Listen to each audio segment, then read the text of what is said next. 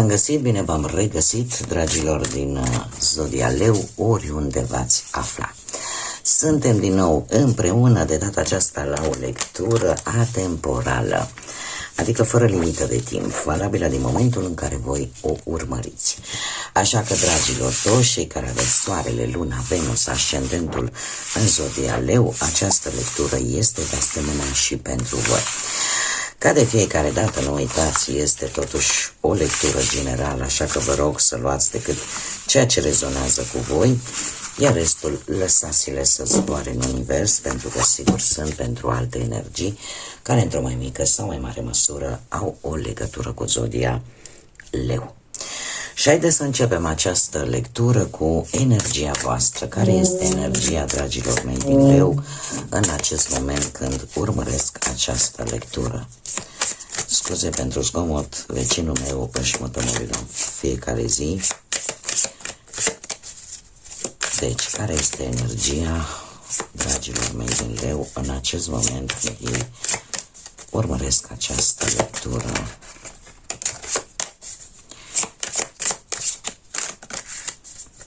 Mai încercăm. Foarte multe. Haideți să vedem. Energia, dragilor mei din Leu. Ei, o energie bună care vă și reprezintă. Avem energia soarelui, o energie care ne vorbește de o perioadă destul de armonioasă, o perioadă de liniște și poate unii dintre voi vă dedicați foarte mult unui anumit sport sau sunteți, a spus, în mișcare anumite proiecte destul de optimiste. Poate că sunteți într-un ciclu nou din viața voastră și cumva ați găsit soluția care să închidă anumite situații care v-au cam necăjit în ultima perioadă. Sau pur și simplu vă simțiți protejați, simțiți așa cum ceva se cimentează, da? Devine ca o bază solidă, iar asta vă aduce satisfacție și bucurie. Haideți să vedem ce ne spune și tarotul Rider-Waite-Smith. Da, energia am scos-o din tarotul de Marseille. Ia să vedem ce vine pentru dragii mei din Leu în următoarea perioadă de când voi urmăriți această lectură.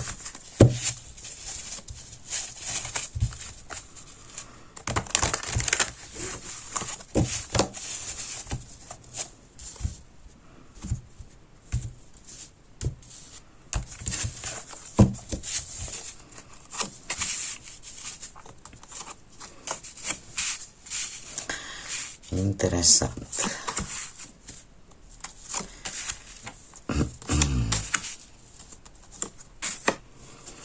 Bun. Dragii mei, într-adevăr, energia voastră e una de început de drum.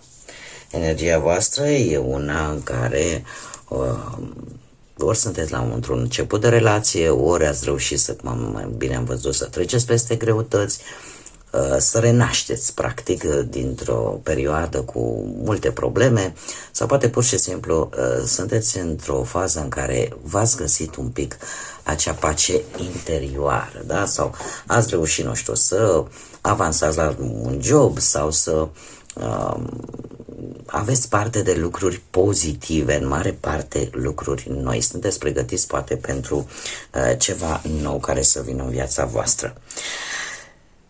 În schimb, ce nu puteți vedea sau nu este atât de important pentru voi.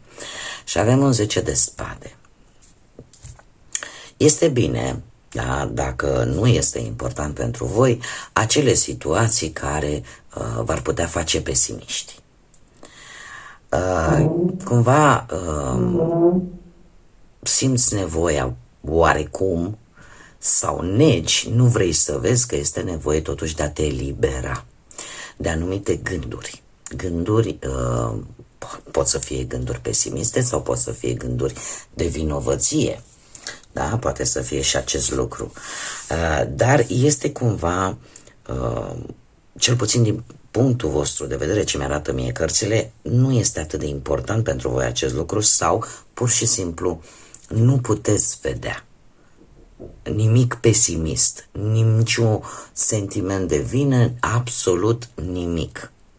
De ce? Pentru că nu simți nevoia, nu vrei să vezi că poate te-ai simțit învins la un moment dat de o anumită situație sau de o anumită persoană. Dar ce este foarte confuz, ce văd eu și ce mi-arată cărțile, că ce este important pentru voi cu acest 8 de cupe, de spade, mă scuzați, este că există o idee, da, în mintea voastră, care vă limitează. Sunt anumite sentimente pe care voi le negați. Este o situație unde voi vă simțiți oarecum neputincioși. Și, practic, lucrul ăsta, sau poate că depindeți mult de alții.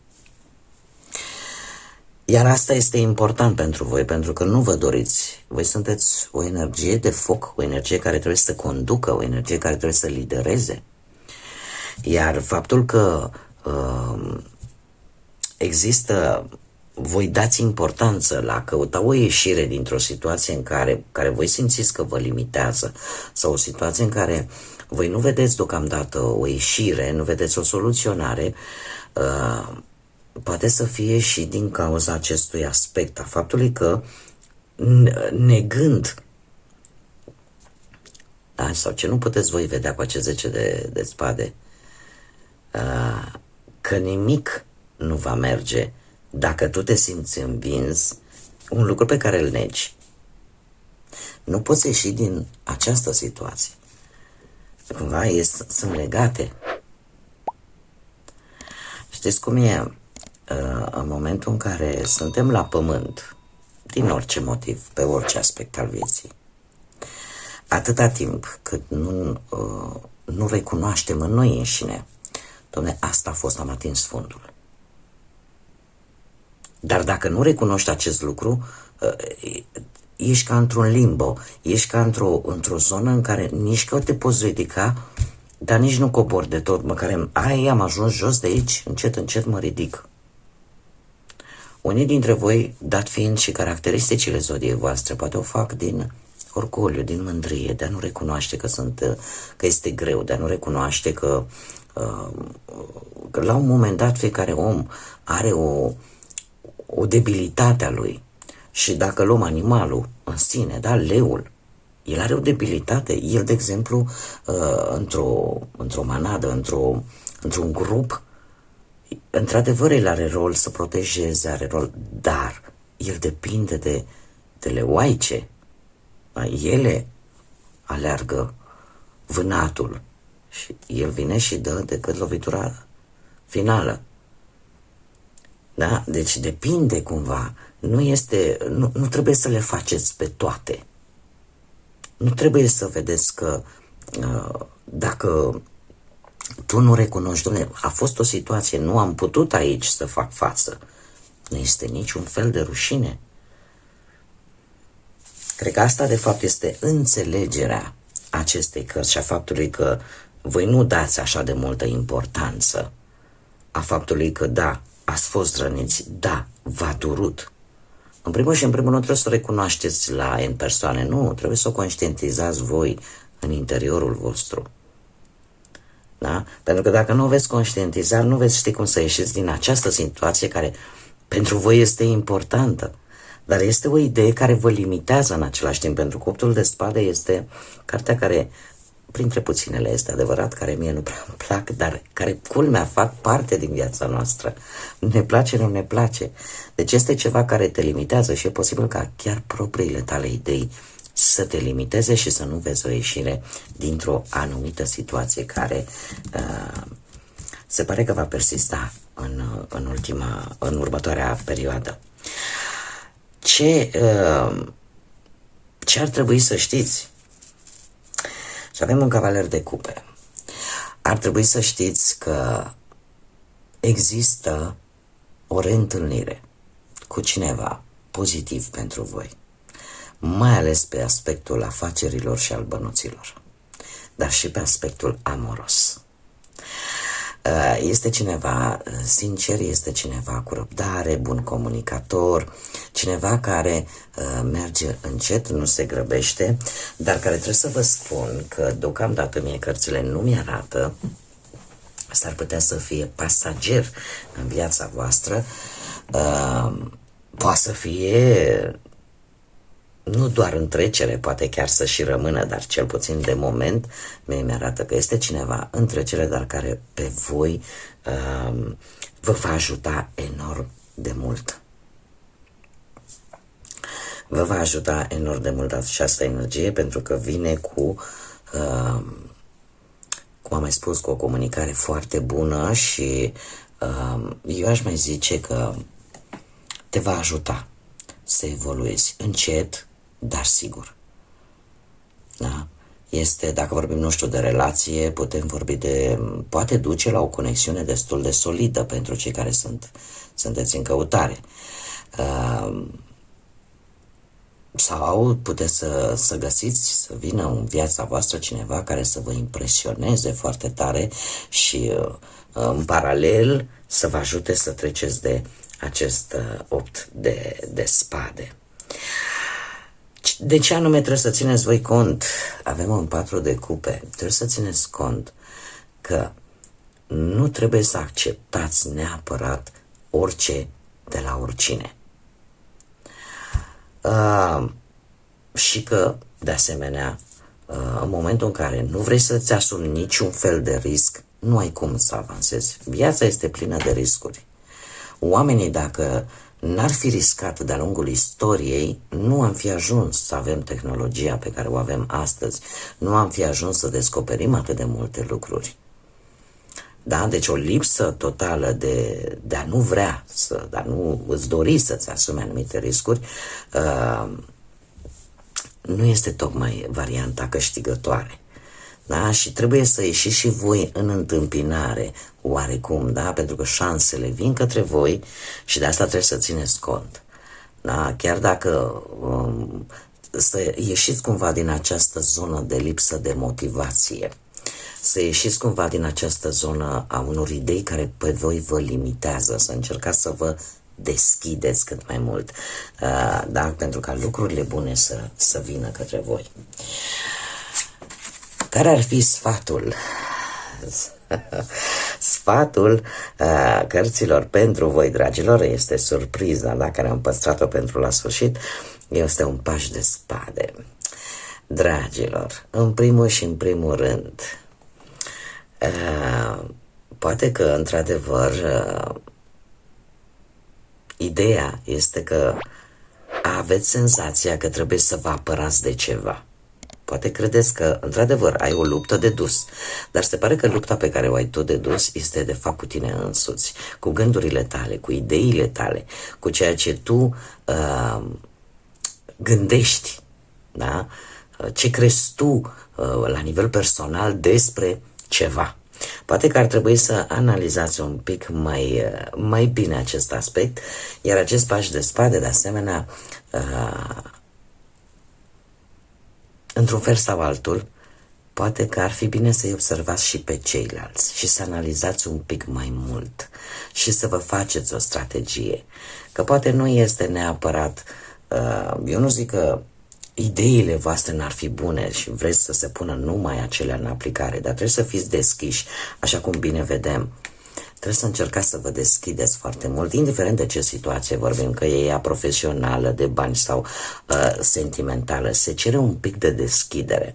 Dar în afară de asta, un lucru important cu care vine acest paș de spade este că ar trebui oarecum să încercați să fiți atenți. Să fiți atenți la ce se întâmplă în jurul vostru, să analizați mult mai bine lucrurile, persoanele, ceea ce se spune și în funcție de ce obțineți, să analizați și să vă faceți un plan de bătaie, să vă faceți o strategie bine pusă la punct, pentru că dacă nu o veți face voi, cu siguranță o vor face alții. O vor face alții și pot apărea consecințe. Și încă un aspect important cu acest paș de spade: aveți grijă ce spuneți, cui spuneți, pentru că nu toată lumea vă mângâie un pic orgoliu și pentru a afla lucruri importante, după care, din păcate, vă atacă, ca să zic așa, pe la spate. Adică să nu fiți voi victima, fiți voi primii inteligenți și analizați și acționați strategic, decât să lăsați pe alții să o facă împotriva voastră. E ca un avertisment. Bun, haideți să mergem mai departe.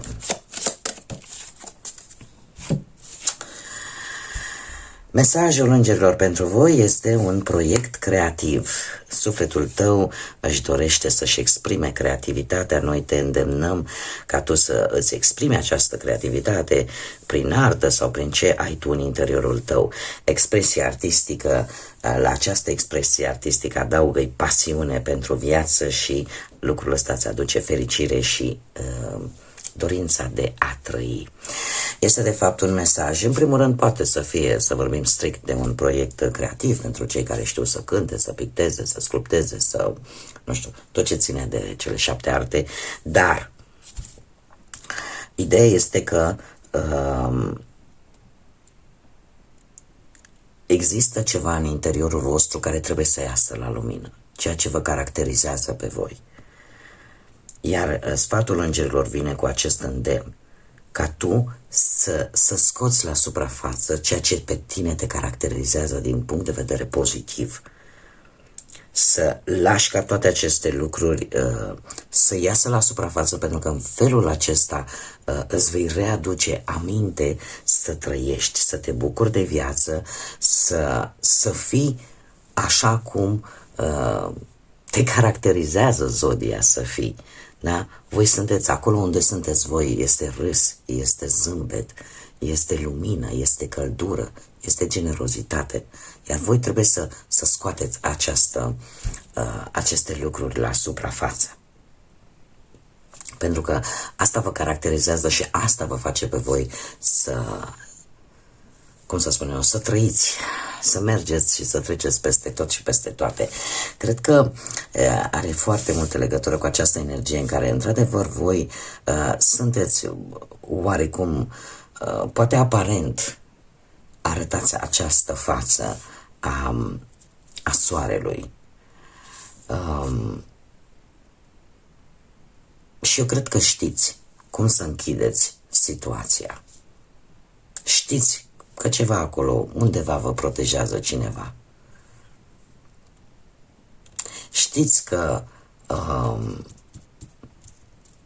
e posibil ca prea multă încredere de multe ori nu este bună. Și uite, chiar trebuie să răspund unei doamne pe săgetător vis-a-vis de acest lucru.